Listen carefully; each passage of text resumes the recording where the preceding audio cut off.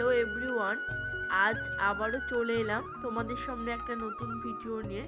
ভিডিওটাতে দেখতে পাচ্ছ যে আমি ছেলেকে নিয়ে স্কুলে গেছিলাম।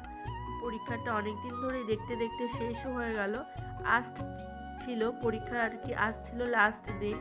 তো ও রীতিমতো প্রতিদিনই ওর একটা বিশ্বাস যে পরীক্ষা দিতে যাওয়ার সময় ঠাকুরে একটা টিপ নেব। তো আজকেও সেই দিনটাই হলো, আজকেও লাস্ট ছিল পরীক্ষা, তাই ও ঠাকুরের মাথায় টিপ দিয়ে আবারও স্কুলে চলে গেল। তো আমিও যাচ্ছিলাম ছেলেকে নিয়ে স্কুলে, আর আমার না জানো তো এত ভীষণ ঠান্ডা লেগেছে। আর এখানে আমি স্কুল থেকে দিয়ে এসে তাড়াতাড়ি করে ফুলকপি আলু দিয়ে একটা মাছের তরকারি হলো, আর এখানে রুটি বানিয়ে নিলাম।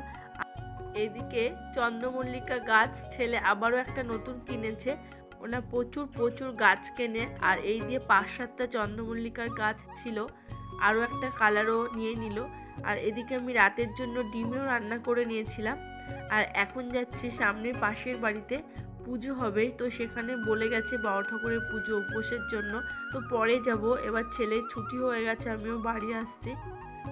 আর এখানে কিন্তু আজকে রাস্তাটা খুব ফাঁকা ছিল, কেননা 5-এর লাস্ট পরীক্ষা ছিল। আর সাইডে একটা ফুলের দোকান ছিল। ও বারবার বলছিল ছেলে মা স্ট্রবেরি গাছ দেখবো। তো স্ট্রবেরি গাছ দেখতে গেছি। এখানে সব থেকে বড় আর এই ফুলটাও আমার পছন্দ ছিল। সব থেকে বড় যে স্ট্রবেরি গাছটা ওরা চেয়েছিল, এই গাছটা চেয়েছিল 120 টাকা। আর যেটা ছিল একদম ছোট টবে সবে আর কি ছোট্ট, সেটা ওরা 50 টাকা চেয়েছে। তো স্ট্রবেরি ধরা অবস্থায় গাছ কেনার বেশি ইচ্ছে ছিল আমার, যেহেতু অনেকটাই টাইম হয়ে গেছে আর এই সময় শীতে স্ট্রবেরি হয়। আর এদিকে ছেলেকে নিয়ে বাড়িও চলে এলাম। আর জানো তো ষষ্ঠী ছিল আমাদের এখানে, মূল ষষ্ঠী বলে, সেটা সকাল সকাল পরের দিন আমি স্নান করে আমাদের এখানে 6 রকম তরকারি দিয়ে আর কি মূল ষষ্ঠী যে হয়ে যায়, সেই মূলোটা দিয়ে আবার 6 রকম তরকারি করতে হয়। এই দিনটাকে আমরা আর কি মূল ষষ্ঠী বলি। তো আমার শাশুড়ি মা করতেন, তা আমরা আর শাশুড়ি মা গত হওয়ার পরে আর ষষ্ঠীটা ছাড়িনি, আমরা সব বউরা মিলেই করি।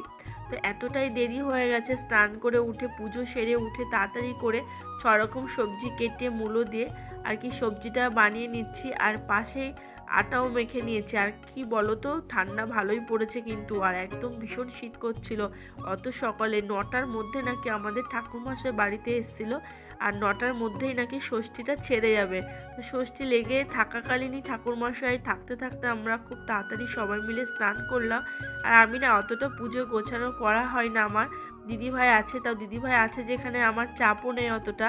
দিদিভাই নিজে একা 100 সমস্ত পুজোর জোগাড় করেছিল, আর আমি স্নান করে গিয়ে ওপরে গিয়ে অঞ্জলিটা দিয়ে আসলাম। আর এদিকে দেখো বাচ্চারা সবাই খেলছে, যেহেতু একটু দেরি হয়ে গেছে, ছেলে আর অত বায়না করেনি আজকে, খেলায় মত্ত ছিল বলে।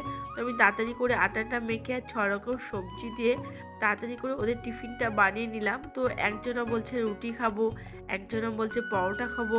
তো নাজেহাল হয়ে গেছিলাম। সকালে ব্যস্ততা আমার মতো তোমরা সবাই থাকো আমি জানি, কিন্তু আমার যেন আজকে বেশি, যেহেতু পরীক্ষা শেষ, ও খেলার জন্য এত ব্যস্ত হয়ে গেছে, তাই আমি তাড়াতাড়ি করে আটাটা মেখে নিয়েছি। আর এদিকে তরকারিও বসিয়েছি।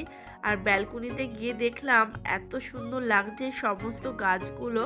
তো আমি এদের সাথে একটু কথা, মানে কি বলো তো, ফুল গাছ দেখলে মনে হয় যেন প্রাণ ভরে দেখি আর হাত দিই। তো আমি যেমন করে আদর গাছগুলোকে করলাম।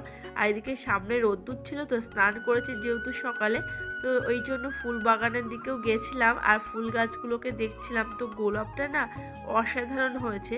তো দেখলাম গোলাপের সেন্টটা কীরকম, তো দেখলাম ভালোই হয়েছে ফুলটা, অনেকটাই ফুল এসছে, কড়ি এসছে পুরো গাছে, সবে একটা ফুটেছে। গাছটাকে না কেটে দেওয়া হয়েছিল। আর এখানে সামনে ব্যালকনিতে অনেক গাছ দেখে ছেলে বলছে মা এই ব্যালকনিতে রোদটা বেশি আসে, তাই আমি টবগুলোকে কিন্তু ছেলে আর আমি মিলে সামনের ব্যালকনিতে বসিয়েছি। আর যেহেতু ওইদিকে তরকারি বসে আমি ফুল গাছটা দেখলাম, তোমরা দেখলেই যে গোলাপ গাছটা দেখতে গেছিলাম, তো একটু দেরি হয়ে গেল বলে একটু তাড়াতাড়ি করে রুটিটাও করে নিচ্ছি। আর আমি না আজকে পুরো দিনটাই নিরামিষ খাই, কিন্তু আমরা ভাত খাই না এই ষষ্ঠীর দিনে। তো আমার পরিবারের ছেলে আর স্বামী মানে হাজব্যান্ড সবাই ওরা খাবে, নিরামিষ খাবে না। তো ওদের জন্য আমি রান্না করেছিলাম, আর আমি নিজে কিন্তু নিরামিষ খেয়েছিলাম।